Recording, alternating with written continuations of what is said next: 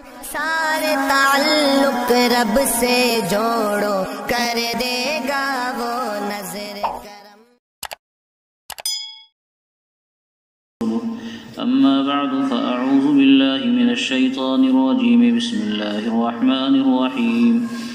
وإذ بوأنا لإبراهيم مكان البيت ألا تشرك بي شيئا وطهر بيتي للطائفين والقائمين والركع السجود وأذن في الناس بالحج يأتوك رجالا وعلى كل ضامر يأتين من كل فج عميق ليشهدوا منافع لهم ويذكروا اسم الله في أيام معلومات على ما رزقهم من بهيمة الأنعام فكلوا منها وأطعموا البائس الفقير ثم ليقضوا تفثهم وليوفوا نذورهم وليطوفوا بالبيت العتيق۔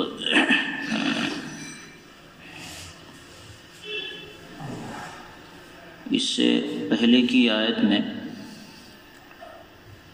مسجد حرام کا کچھ تذکرہ آیا تھا کافروں کے رویے کے تعلق سے، کہ کافروں نے مسجد حرام سے اللہ کے بندوں کو روکا ہے اور وہاں جانے سے منع کیا، جس کے بارے میں قرآن کریم نے دردناک عذاب کی بشارت سنائی کہ ایسا کرنے والوں کو جو کفر کرتے ہیں اور لوگوں کو اللہ کے راستے سے بھی روکتے ہیں، مسجد حرام سے بھی روکتے ہیں، ایسے لوگوں کو دردناک عذاب ہے۔ اسی مناسبت سے اس پورے رکوع کے اندر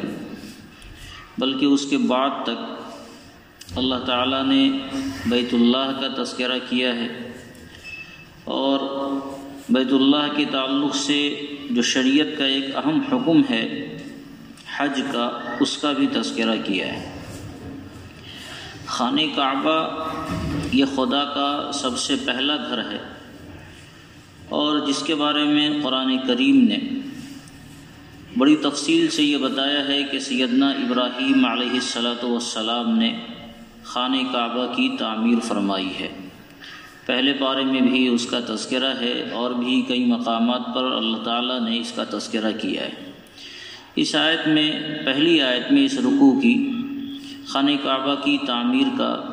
اشارہ کیا گیا،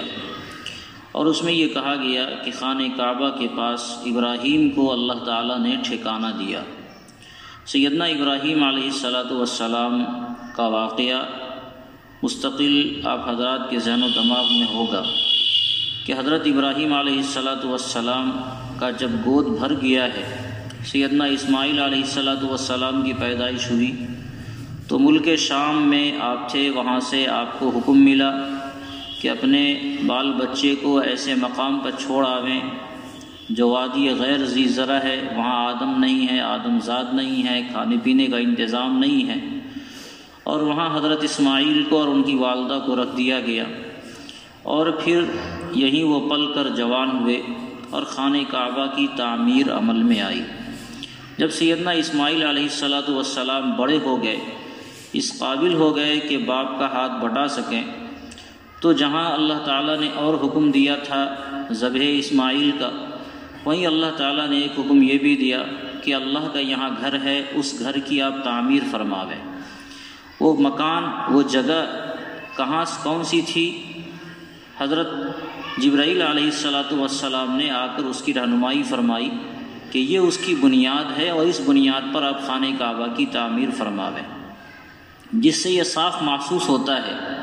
کہ خانہ کعبہ در حقیقت اس سے پہلے بھی بنا ہوا تھا۔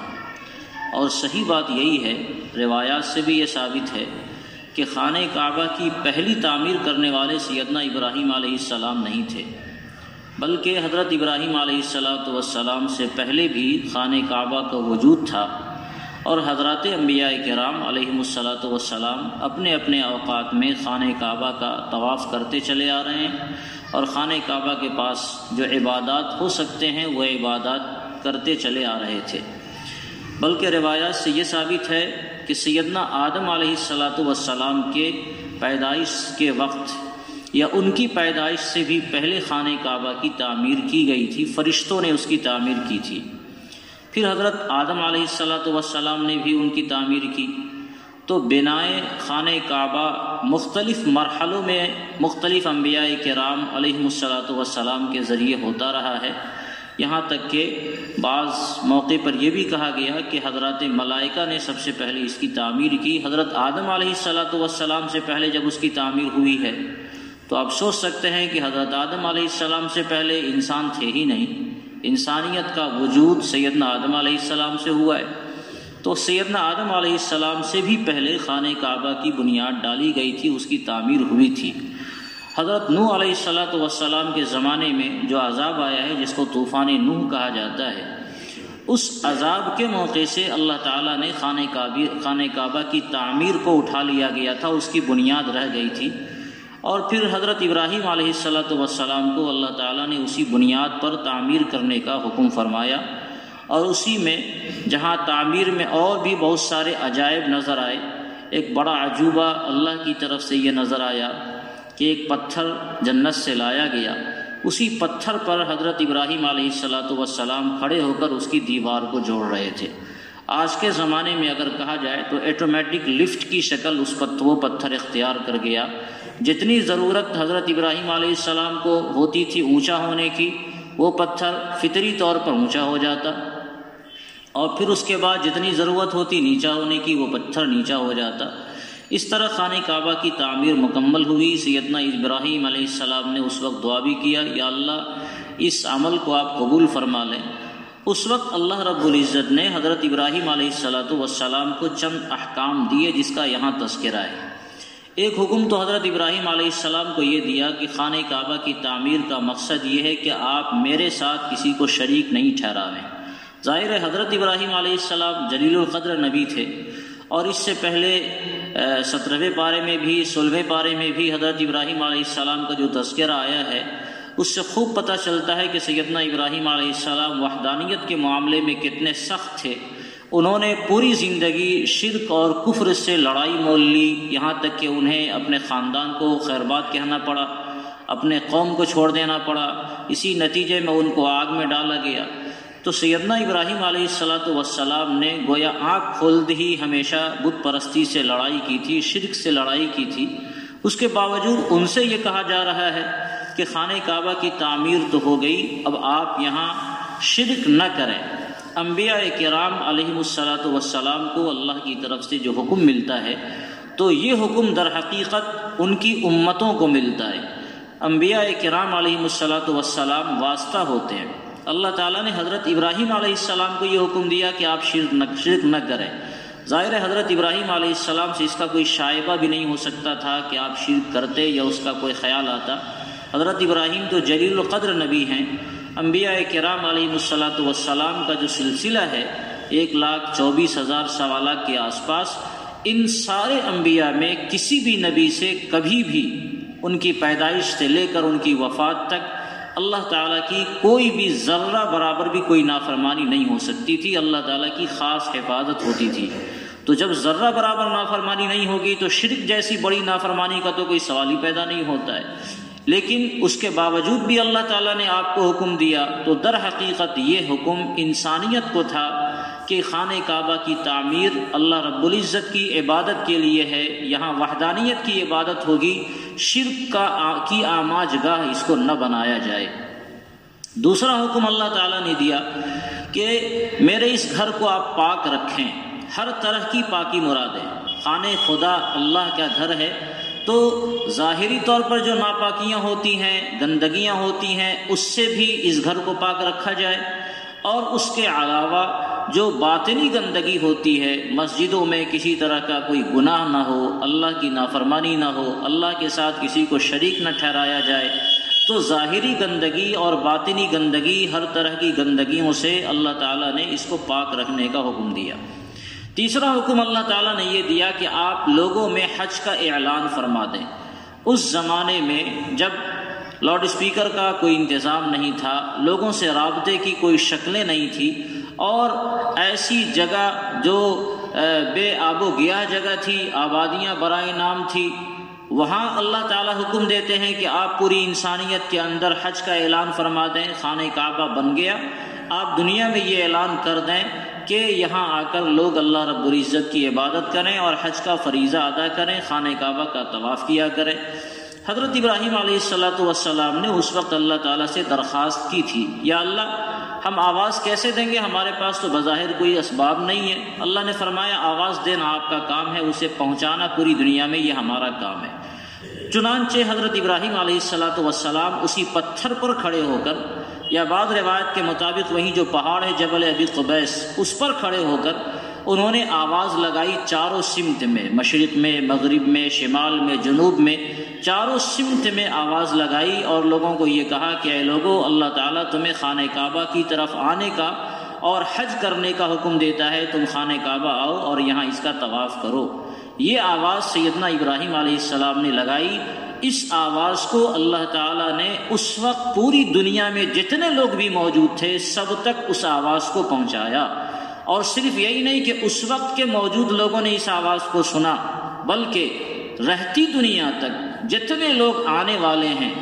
ان میں سے وہ تمام حضرات جن کی قسمت میں اللہ تعالیٰ نے حج بیت اللہ لکھ رکھا تھا، بطور معجزہ کہ ان سب نے اس آواز کو سنا اور اس آواز پر لبیک اللہم لبیک جواب کے طور پر کہا کہ یا اللہ میں آپ کی اس دعوت پر حاضر ہوں۔ جن حضرات نے بھی لبیک کی صدا لگائی تھی ان سب کی قسمت میں حج بیت اللہ کی سعادت گویا لکھی ہوئی تھی، اور جب وہ اپنے وقت میں دنیا میں آئیں گے تو اللہ تعالیٰ ان سب کو حج بیت اللہ کی سعادت سے بہرور فرمائے گا۔ تو یہ ایک حکم تھا جس کی بنیاد پر حضرت ابراہیم علیہ السلام نے صدا لگائی۔ اس کا نتیجہ کیا ہوا؟ اس کا نتیجہ یہ ہوا کہ پوری دنیا سے ہر زمانے میں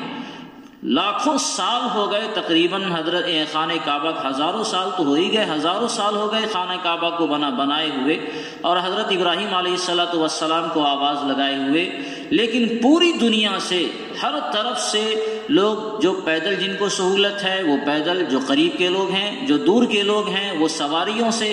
حتیٰ کہ اتنی دوری سے کہ قرآن کریم نے تذکرہ کیا کہ دبلی سواریوں سے لوگ خانہ کعبہ کا طواف کرنے آئیں گے۔ دبلی سواریوں کا مطلب اتنی لمبی مسافت سے وہ آئیں گے کہ اس لمبی مسافت کی وجہ سے ان کی سواریاں دبلی ہو جائیں گی، اور اس کے باوجود بھی لوگ خانہ کعبہ کا طواف کریں گے۔ چنانچہ ایسا ہی ہوا۔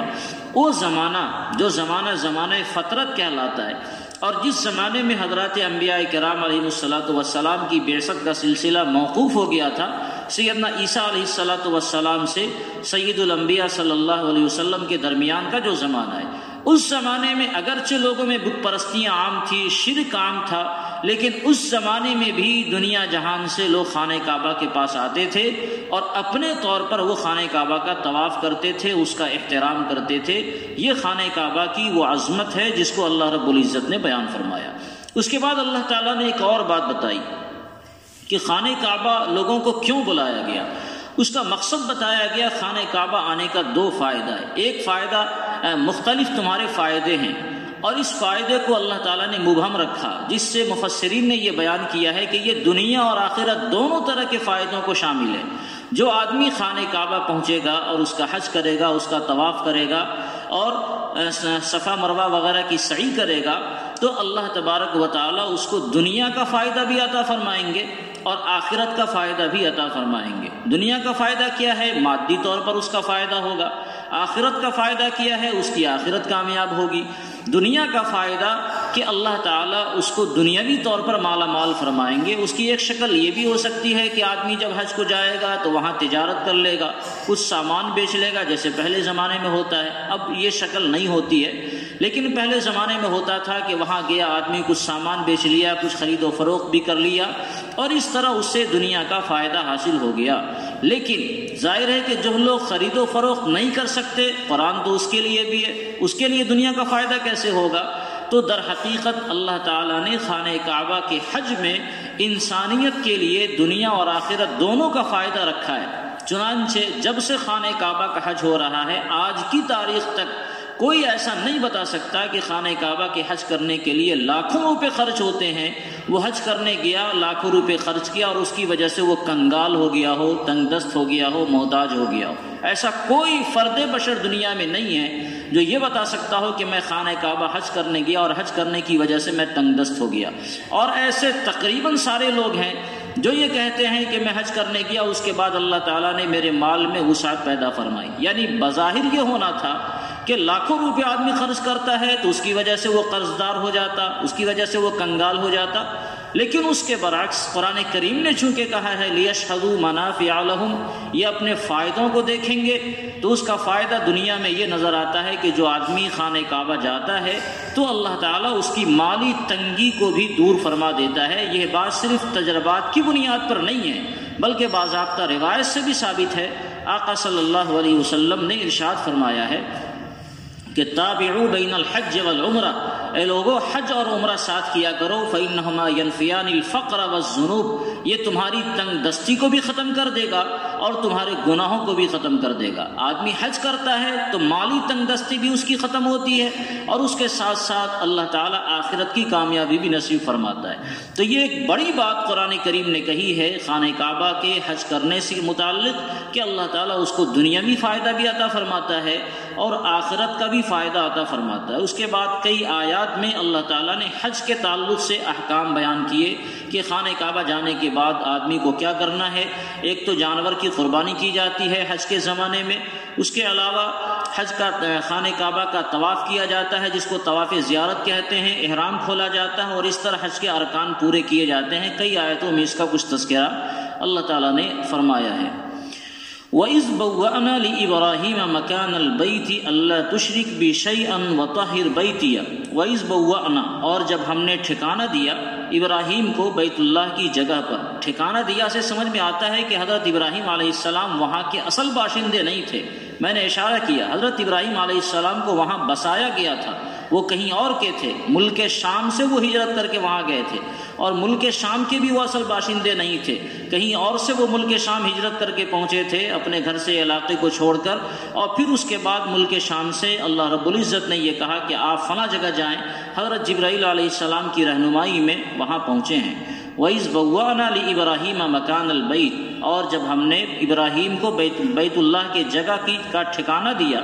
اللہ تشرک بی شیئا، کہ میرے ساتھ تم کسی کو شریک نہ ٹھہراؤ. یہ حکم نبی کو دیا جا رہا ہے اور جلیل القدر نبی کو دیا جا رہا ہے. در حقیقت یہ انسانیت کو حکم ہے کہ اللہ تعالیٰ کے ساتھ کسی کو ذرہ برابر بھی کوئی آدمی شریک ٹھہرائے گا تو اس کا یہ عمل اللہ کے یہاں مقبول نہیں ہوگا. ایک اور غلط فہمی کا ازالہ کرنا در حقیقت مقصود ہے، وہ یہ ہے کہ اللہ تعالیٰ نے انسانیت کو یہ حکم دیا تھا کہ خانہ کعبہ کی طرف منہ کر کے تمہیں نماز پڑھنا، عبادت کرنی ہے. تو پہلے میں اللہ تعالیٰ نے یہ کہہ دیا کہ خبردار اللہ کے ساتھ کسی کو شریک نہیں ٹھہرانا ہے. یعنی اللہ کا جو حکم یہ ہے کہ خانہ کعبہ کی طرف اپنا رخ کر کے نماز پڑھو، اس کا مطلب ہرگز یہ نہیں ہے کہ آدمی خانہ کعبہ کی عبادت کر رہا ہے، بلکہ عبادت رب الکعبہ کی کر رہا ہے، خانہ کعبہ کی عبادت وہ نہیں کرتا ہے.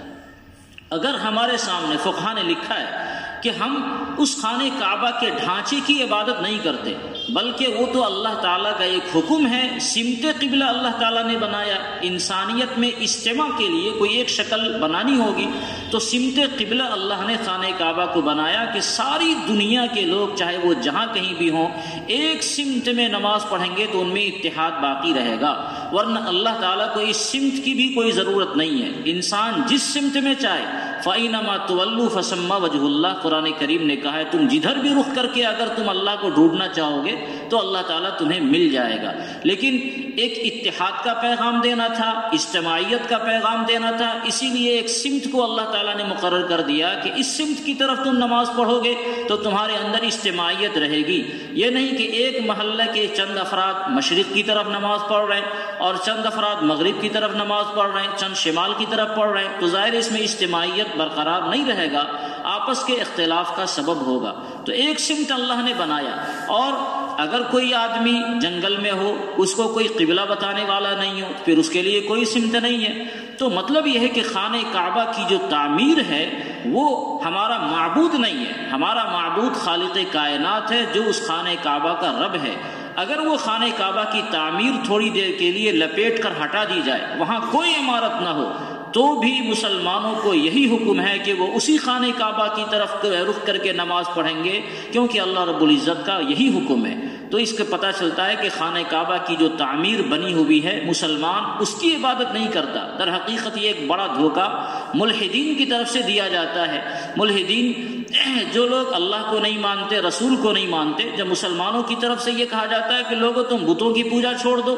تم تو بت کو سامنے رکھ کر پوجا کرتے ہو، یہ کیا چیز ہوئی، یہ بت تمہارے کون کام آنے والے، تو ان کی طرف سے کبھی یہ بودا اعتراض کیا جاتا ہے کہ اگر ہندو بتوں کی پوجا کرتے ہیں تو مسلمان بھی تو خانہ کعبہ کی پوجا کرتے ہیں، وہ بھی خانہ کعبہ کی طرف نماز پڑھتے ہیں۔ تو سیدھی بات یہ ہے کہ ہم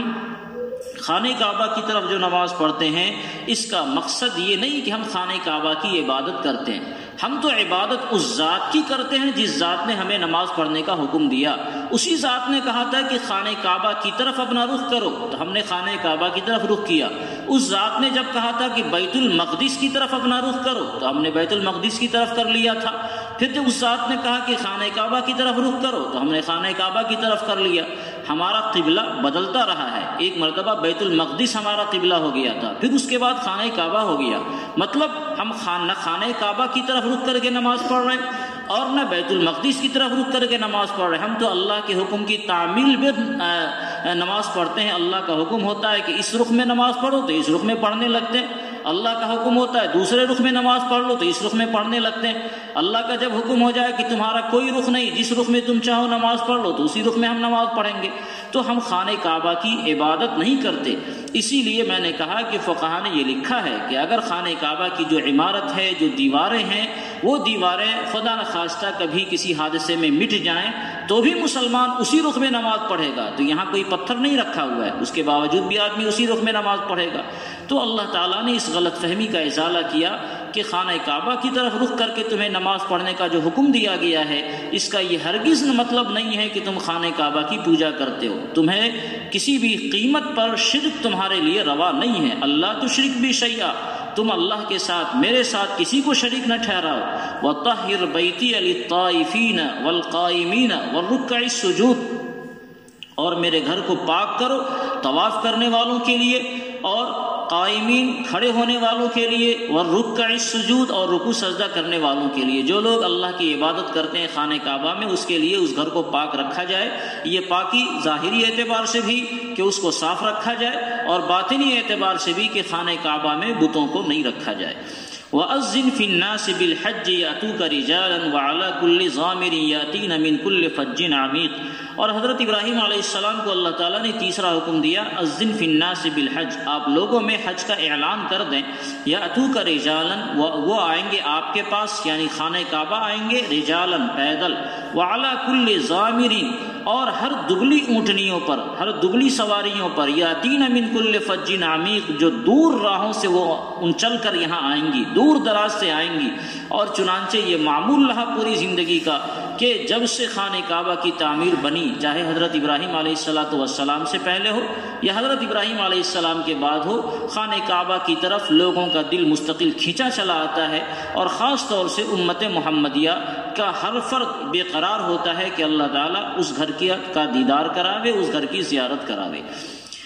لیشہدوا منافع لہم ویذکروا اسم اللہ، کیوں وہاں جائیں گے؟ لیشہدوا منافع لہم، تاکہ وہ اپنے نفع کو دیکھ سکیں، اپنے نفع کو مشاہدہ کر لیں، چاہے ان کا نفع دنیاوی ہو چاہے وہ اخروی ہو۔ اور وَيَذْكُرُ اسْمَ اللَّهِ فِي أَيَّامٍ مَّعْلُومَاتٍ عَلَىٰ مَا رَزَقَهُم مِّن بَهِيمَةِ الْأَنْعَامِ، اور اللہ کا نام لیں مقررہ اوقات کے اندر، عَلَىٰ مَا رَزَقَهُم مِّن بَهِيمَةِ الْأَنْعَامِ، ان جانوروں پر جو اللہ تعالیٰ نے انہیں عطا کیا ہے۔ حج کے کچھ افعال کا یہاں تذکرہ کیا گیا کہ جو قربانی وہ کریں گے ان قربانیوں پر اللہ کا نام لیں۔ ظاہر ہے کہ حاجی جب جاتے ہیں تو حج کی مختلف شکلیں ہوتی ہیں، ان میں بعض شکلوں میں قربانی کرنا ضروری ہوتا ہے۔ اس میں اللہ تعالیٰ نے یہ کہا کہ حج کی جو قربانی تم کر رہے ہو تو قربانی کے نتیجے میں تمہیں گوشت تو ملنا ہی ہے، لیکن تمہاری نگاہ گوشت پر نہیں ہو بلکہ تمہاری نگاہ اللہ رب العزت کی اطاعت پر ہو، اللہ کے ذکر پر ہو۔ تمہارا مقصود یہ ہے کہ تم اللہ کا ذکر کر رہے ہو، یہ اللہ کا انعام ہے کہ اللہ تبارک و تعالیٰ نے اس کے گوشت کو تمہارے لیے حلال فرمایا ہے۔ لیشہدوا منافع لہم، تاکہ وہ لوگ حاضر ہوں وہاں، اپنے نفع کو دیکھ لیں، وَيَذْكُرُ اسْمَ اللَّهِ، اور وہ لوگ اللہ کا نام لیں، فی ایام معلومات، مقررہ دنوں میں، علی ما رزقہم من بہیمۃ الانعام، ان جانوروں پر جو اللہ تعالیٰ نے انہیں عطا فرمایا ہے، فَكُلُوا مِنْهَا، پس اس کو کھاؤ، وَأَطْعِمُوا الْبَائِسَ الْفَقِيرَ، اور انتہائی پریشان حال فقیروں کو بھی اس سے کھلاؤ۔ قرآن کریم نے دونوں طرح کی باتیں کہیں کہ خود بھی کھا سکتے ہو اور محتاجوں کو بھی کھلا سکتے ہو، تو انسان کی یہ ذمہ داری ہے خود بھی کھائے اور محتاجوں کو بھی کھلائے۔ لیکن ایک بات یہاں یاد رہنے کی ہے، اشاروں میں بتا رہا ہوں کہ خانہ کعبہ کے پاس یعنی حدود حرم میں جو جانور ذبح کیے جاتے ہیں وہ دو طرح کے جانور ہوتے ہیں۔ ایک جانور جو ذبح کیا جاتا ہے جو انسان کسی طرح کے جرم کا ارتکاب کرتا ہے، کسی ممنوع کا ارتکاب کرتا ہے، مثال کے طور پر حدود حرم کے اندر کسی طرح کا شکار کرنا شریعت نے منع کیا۔ وہ حرم انتہائی قابل احترام چیز ہے، انتہائی قابل احترام جگہ ہے، من دخلہ کان آمنا، جو آدمی وہاں داخل ہو گیا اگرچہ وہ مجرم ہے لیکن وہاں جانے کے بعد وہ مامون ہو جاتا ہے، اس سے اگر اس کو سزا دی بھی جائے گی تو حرم سے نکلنے کے بعد سزا دی جائے گی، وہاں رہتے ہوئے اس کو سزا نہیں دی جا سکتی۔ شریعت نے منع کیا ہے کہ وہاں کی گھاس کو کاٹا جائے، وہاں کے جانوروں کو مارا جائے، وہاں شکار کیا جائے، ان سب چیزوں سے شریعت نے منع کیا۔ اگر کوئی آدمی حدود حرم کا کے احترام کا خیال نہیں رکھتا اور ان چیزوں میں سے کسی چیز کا ارتکاب کر لیتا ہے تو فقہا نے تفصیلات لکھی ہے کہ کون سا کام کرے گا تو اس کی وجہ سے جرمانے میں کیا دینا پڑے گا۔ بعض اوقات بعض کام کرنے کی وجہ سے جرمانے میں جانور کو ذبح کرنا پڑتا ہے، وہ جانور حدود حرم میں ذبح ہوں گے، یہ جنایت کا جانور کہلاتا ہے۔ اسی طرح کوئی آدمی حج اور عمرہ کر رہا ہے اور حج عمرہ کے درمیان احرام کی حالت میں ہوتا ہے، شریعت نے احرام کی حالت میں بہت ساری چیزوں سے منع کر رکھا ہے۔ آدمی جب احرام میں نہیں ہے تو اس کے لیے بہت ساری چیزیں جائز ہیں، لیکن جب وہی بندہ احرام میں ہو گیا تو احرام میں آنے کے بعد جو چیزیں اس کے لیے پہلے جائز تھیں ان میں سے بہت ساری چیزیں شریعت اس کے لیے منع کر دیتی ہے۔ مثلا آپ جو نہیں مار سکتے، احرام میں اپنی بیوی کے ساتھ نہیں رہ سکتے، اس طرح بے شمار چیزیں ہیں، تیل نہیں لگا سکتے سر میں، بال داڑھی نہیں بنا سکتے۔ تو احرام کی حالت میں شریعت نے بہت سارے ایسے حدود بتائے کہ یہ کام تم احرام سے پہلے کر رہے تھے، اب یہ کام تم نہیں کر سکتے۔ اب اگر آدمی نے جانے انجانے میں ان کاموں میں سے کسی کام کا ارتکاب کر لیا یا حج کی ادائیگی میں یا عمرہ کی ادائیگی میں اس کے افعال کے اندر کوئی گڑبڑی کر دی، جیسے نماز کے اندر آدمی گڑبڑ کر دیتا ہے تو بعض مواقع پر نماز فاسد ہو جاتی ہے، بعض مواقع پر سجدہ سہو کرنا پڑتا ہے، بعض مواقع پر بغیر سجدہ سہو کے بھی کام چل جاتا ہے۔ ایسے ہی حج کے عمرہ کے ایسے افعال ہیں کہ بعض افعال کے کرنے نہ کرنے کی وجہ سے اس کا حج یا اس کا عمرہ ختم ہو جائے گا، بعض افعال کے کرنے نہ کرنے کی وجہ سے اس کے اوپر دم لازم ہوتا ہے، جس کی دو شکل ہوتی ہے، کبھی بکری وغیرہ لازم ہو گئی، کبھی اونٹ وغیرہ کو قربان کرنا ضروری ہوتا ہے۔ تو جو بھی شکلیں ہوں، اگر اس کے ذمے کسی جرم کے کرنے کی وجہ سے یا کسی ممنوعات احرام کے ارتکاب کی وجہ سے اس کے ذمے کوئی قربانی لازم ہو گئی اور وہ قربانی وہ ادا کر رہا ہے تو یہ قربانی چونکہ دم جنایت ہے، جرم کی بنیاد پر ہے، اس لیے اس کو وہ آدمی نہیں کھا سکتا ہے۔ اس کے علاوہ حج کے موقع سے عام قربانی کی جائے، جیسے کوئی آدمی حج قران کرتا ہے یا حج تمتع کرتا ہے، اس کی قربانی کرتے ہیں۔ عام طور سے ہندوستانی جاتے ہیں تو وہ حج تمتع کرتے ہیں، پہلے عمرہ کر لیا، عمرے سے فارغ ہو گئے، جب حج کا زمان آئے گا تو حج کا احرام باندھ کر حج کریں گے۔ ایسے موقع سے قربانی کرنا ضروری ہوتا ہے۔ تو یہ جو قربانی کی جا رہی ہے اس میں اللہ تعالیٰ نے اس بات کی اجازت دی کہ یہ آپ خود بھی کھائیں گے اور دوسروں کو بھی کھلا سکتے ہیں۔ چنانچہ حجاج جن کو سہولت ہوتی ہے جو قربانی حج کی وہ کرتے ہیں، اگر سہولت ہوتی ہے تو اس کا کچھ گوشت اپنے روم پر بھی لے آتے ہیں، خود بھی کھاتے ہیں اور دوسروں کو بھی کھلاتے ہیں، یا جو چاہا وہاں چھوڑ دیا، جو وہاں اٹھا کے لے گیا۔ تو اللہ تعالیٰ نے اجازت دی اس بات کی کہ خود بھی کھا سکتے ہیں اور دوسروں کو بھی کھلا سکتے ہیں۔ اس کا تعلق ان قربانیوں سے ہے جو جنایت والا نہیں ہے، جرم والا نہیں ہے۔ ثم لیقضوا تفثهم، قربانی کرنے کے بعد اللہ نے فرمایا پھر اپنے میل کچیل کو صاف کر دو۔ میل کچیل کو صاف کرنے کا تعلق حج کے زمانے سے ہے کہ آدمی احرام کی حالت میں 5-6 دن تھا، قربانی کر لیا، اب احرام کو کھول دے کیونکہ ان 5-6 دنوں میں انہوں نے بال داڑھی نہیں بنائی تھی، ناخن نہیں کاٹے، میل جمع ہو گئے، اب صفائی کر لیں اور احرام کھول دیں۔ ثم لیقضوا تفثهم ولیوفوا نذورهم ولیطوفوا بالبیت العتیق، اور احرام کھولنے کے بعد ایک اور حکم بیان کیا گیا، ولیطوفوا بالبیت العتیق، بیت عتیق کی وہ گھر جو مامون ہے یا وہ گھر جو انتہائی قدیم ہے اس کا طواف کریں۔ اس کا تعلق ہے طواف زیارت سے، جو حضرات نے حج کیا ہے وہ جانتے ہیں۔ قربانی کرنے کے بعد 10 تاریخ کو یا 11 تاریخ کو وہاں جا کر طواف کرنا ہے، جس طواف کو طواف زیارت کہتے ہیں۔ اس بیچ میں اللہ تعالیٰ نے ایک حکم بیان کر دیا وَلْيُوفُوا نُذُورَهُمْ، کہ اپنے منتوں کو بھی پورا کرنا ہے۔ جی ایسا عام طور سے ہوتا ہے کہ آدمی بڑے شوق اور اشتیاق کے بعد خانہ کعبہ کا سفر کرتا ہے، تو اس شوق و اشتیاق میں بہت سارے کام اپنے اوپر لازم کر لیتا ہے جس کو منت کہتے ہیں، جس کی تفصیلات فقہاء نے لکھی ہے کہ کون سی منت آدمی کا شریعت میں اعتبار کیا جائے گا اور کون سی منت کا اعتبار نہیں کیا جائے گا۔ ایک آدمی قسم کھا لے کہ اللہ کے لیے میں نماز نہیں پڑھوں گا، ظاہر یہ کوئی منت نہیں ہوئی۔ گناہ کی منت اگر کوئی مانے تو اس منت کا شریعت میں کوئی اعتبار نہیں ہے، قسم کھا لیا اس قسم کا کفارہ دینا ہوگا۔ اسی طرح اگر کوئی آدمی ایسے کام کی منت کرے، جیسے مثال کے طور پر عام طور سے ہمارے جاہل بھائی لوگ کرتے ہیں کہ وہ منت مان لیتے ہیں کہ میرے گھر میں فلاں کام ہو جائے گا تو ہم میلاد کرائیں گے۔ یہ میلاد شریعت میں کوئی چیز نہیں ہوتی ہے، تو اس منت کا کوئی اعتبار نہیں ہے۔ اگر کوئی آدمی منت مان لے کہ ہم میلاد کرائیں گے تو اس کے ذمے میلاد کرانا کوئی ضروری نہیں، کوئی فرض واجب نہیں، منت ایسی ہی ہے، بیکار فالس ہو گئی۔ منت کہتے ہیں ایسے کام کا آدمی پختہ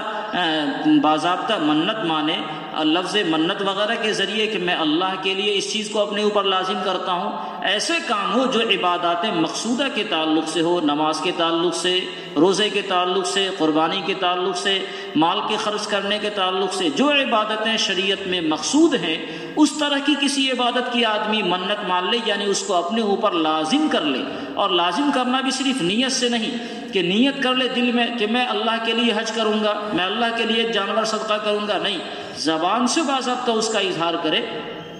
تو یہ منت کہلاتا ہے۔ اور فقہاء نے لکھا ہے، شریعت نے باضابطہ بتایا وَلْيُوفُوا نُذُورَهُمْ، کہ جو چیز پہلے سے تمہارے ذمہ لازم نہیں تھی اس چیز کو تم نے اپنے اوپر لازم کر لیا تو اب اس کا کرنا تمہارے ذمہ ضروری ہو جائے گا۔ ایک آدمی نفل نماز پڑھے گا تو اس کو اختیار ہے چاہے وہ نفل نماز پڑھے چاہے نہ پڑھے، لیکن ایک آدمی کہتا ہے کہ اللہ کے لیے، میں مثال دے رہا ہوں، کوئی کہتا ہے اللہ کے لیے 100 رکعت نفل میں روزانہ پڑھوں گا، تو اب اس کے ذمے 100 رکعت روزانہ پڑھنا ضروری ہو جائے گا کیونکہ اس نے منت مان لی ہے۔ جو چیز پہلے اس کے ذمے لازم نہیں تھی اس نے اس کو لازم کر لیا تو اب اس کے ذمے لازم ہو گیا۔ شریعت نے جب آزاد رکھا تھا تو آزاد ہی رہنا تھا، اب اپنے اوپر تم نے لازم کر لیا تو لازم ہو گیا۔ حج کے احکام کو بیان کرتے ہوئے قرآن کریم نے بیچ میں منت کے احکام کا تذکرہ کر دیا۔ اس کی وجہ یہی ہے کہ کبھی آدمی شوق و اشتیاق میں، چونکہ زندگی میں پہلی مرتبہ موقع ملا، بہت دعاؤں کے بعد، بہت شوق کے بعد، تو آدمی ہو سکتا ہے کہ راستے میں منت مان لے کہ اگر ہم خانہ کعبہ کو دیکھیں گے تو فلاں کریں گے،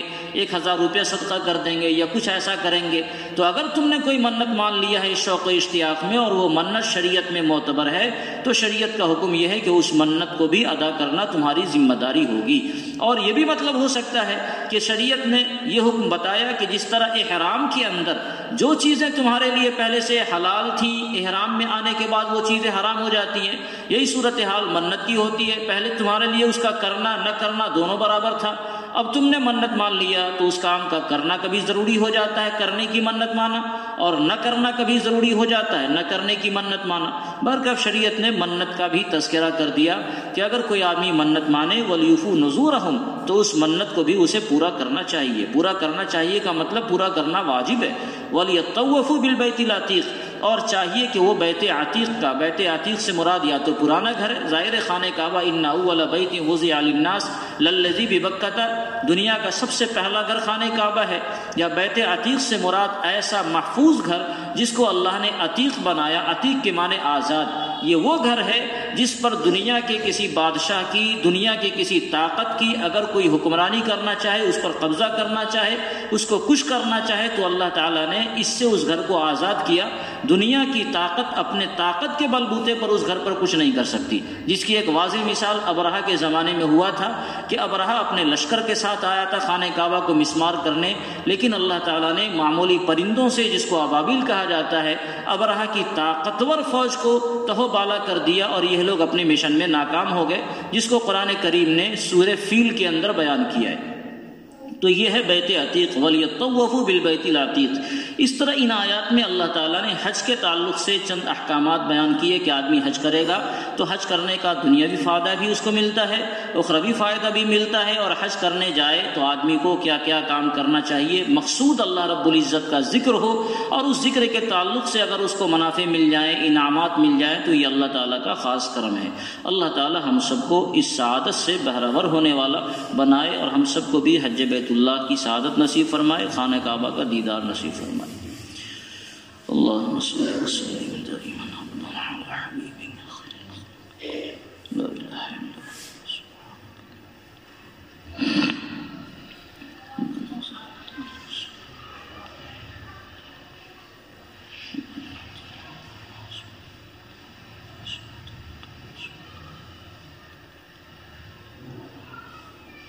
برحمتك